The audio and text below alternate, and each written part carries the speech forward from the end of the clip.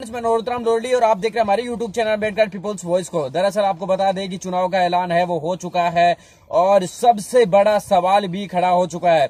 कल चुनाव आयोग ने प्रेस कॉन्फ्रेंस करके चुनाव की है वो ऐलान कर दिया और उसके बाद विपक्ष निशाना साध रहा है सीधा सीधा, और तमाम जो लोग हैं सोशल मीडिया पर भी ये सवाल खड़े कर रहे हैं कि चुनाव आयोग है वो पूरी तरीके से बीजेपी के आरएस जो हेडक्वार्टर है उससे मैनेज होकर चल रहा है। और ये कहना आम आदमी पार्टी का भी है। इसी के साथ टीएमसी के सांसदों ने भी इस मामले के अंदर अलग अलग अपने बयान दिए। तो ये साफ हो चुका है कि कहीं ना कहीं वो जो सवाल खड़े कर रहे हैं उनके ऊपर आपका क्या सोचना, आप भी जवाब दीजिए। नीचे कमेंट करके हमें बताइए कि क्या चुनाव आयोग पर जो लगाए जा रहे हैं वो जवाब जो सवाल खड़े किए जा रहे हैं क्या वो सही है। तो आपको ये नीचे कमेंट करना हो। उससे पहले हम आपको बता दें कि क्या क्या ऐसे मुद्दे हैं जो विपक्ष उठा रहा है और बताने की कोशिश कर रहा है कि चुनाव आयोग है वो बीजेपी के अंडर काम कर रहा है। आपको बता दें कि इससे पहले जब राजस्थान, छत्तीसगढ़, मध्य प्रदेश के जो चुनाव हुए थे विधानसभा के, उस समय भी प्रधानमंत्री नरेंद्र मोदी राजस्थान के अजमेर के अंदर चुनावी सभा कर रहे थे।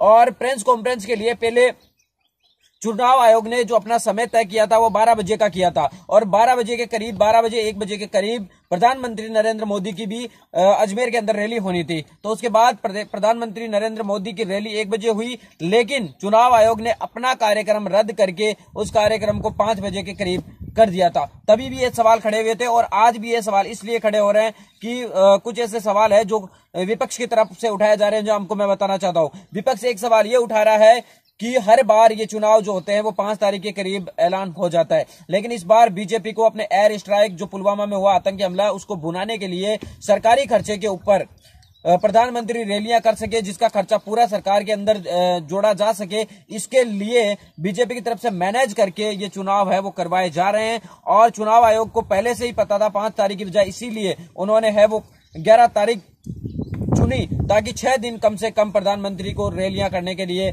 और प्रचार करने के लिए ज्यादा मिल जाए और सरकारी खर्चे के ऊपर जो रैलियां करने का भी है वो टाइम मिल जाए। ये विपक्ष का सबसे बड़ा सवाल है। इसके अलावा उन्होंने ये भी सवाल खड़ा किया कि कल गाजियाबाद के अंदर प्रधानमंत्री नरेंद्र मोदी की रैली थी और इस रैली के अंदर एक बात यह तय हुई थी कि इस रैली के अंदर प्रधानमंत्री नरेंद्र मोदी ने 12 बजे से लेकर 1 बजे के बीच में ये रैली थी। तो इस वजह से चुनाव आयोग ने इस रैली को समाप्त होने के बाद ही प्रेस कॉन्फ्रेंस 5 बजे की थी। ये 1 बजे से ये रैली शुरू हुई थी, करीब 4 बजे तक रैली चल रही थी। तो चुनाव आयोग ने प्रेस कॉन्फ्रेंस भी 5 बजे की जब ये रैली खत्म हो गई।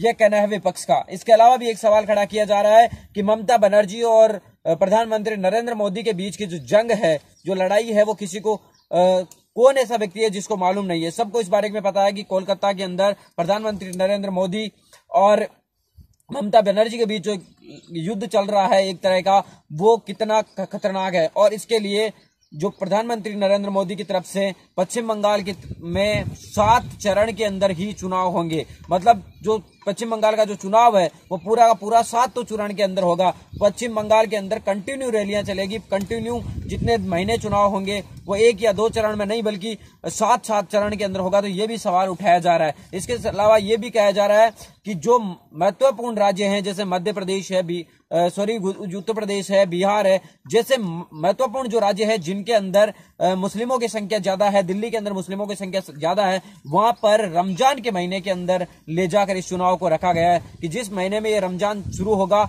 उसी समय मुसलमानों की तरफ से रमजान होगा। वहीं पे मुसलमानों के जो बड़े राज्य है उत्तर प्रदेश, जहां पर बीजेपी को हार का डर सता रहा है, वहां पर बीजेपी इसे रमजान के अंदर लेकर गई है ताकि ज्यादा से ज्यादा मुसलमान बाहर ना निकल सके और वोटिंग नहीं करेंगे। तो इसकी वजह से बीजेपी को बहुत बड़ा फायदा हो जाएगा। तो इस प्रकार के ये सवाल है वो तमाम विपक्ष की तरफ से उठाए जा रहे हैं। साथ ही ये चुनाव के लेकर ये भी कहा जा रहा है ये चुनाव बहुत ही महत्वपूर्ण होने जा रहे हैं। बीजेपी को अपने आप को बचाकर रखना बहुत ज्यादा जरूरी है और बीजेपी किसी भी तरीके से हथकंडा अपनाकर यैन कैन प्रकार जैसे भी करके इस चुनाव को मैनेज करना चाहती है, इस चुनाव को जीतना चाहती है। और इसी मामले को लेकर है विपक्ष लगातार ये सवाल खड़े करने पर लगा हुआ है कि प्रधानमंत्री नरेंद्र मोदी जानबूझकर ये पूरी प्लानिंग के तहत है वो कार्यक्रमों की तिथि सेट की गई थी। वरना हर वर्ष हर 5 साल बाद ये जो चुनाव होते हैं वो 5 मार्च को शुरू हो जाता है, लेकिन इस बार 5 दिन 6 दिन लेट 10 मार्च को ऐलान हुआ है। तो ये भी 5-6 दिन सरकारी खर्चे पर प्रधानमंत्री रैलियां कर सके,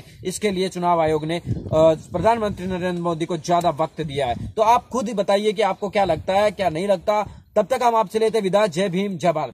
आप हमारे चैनल अम्बेडकर पीपल्स वॉइस को सब्सक्राइब कीजिए और बेल आइकन भी दबाइए और पाइए हर वीडियो की नोटिफिकेशन।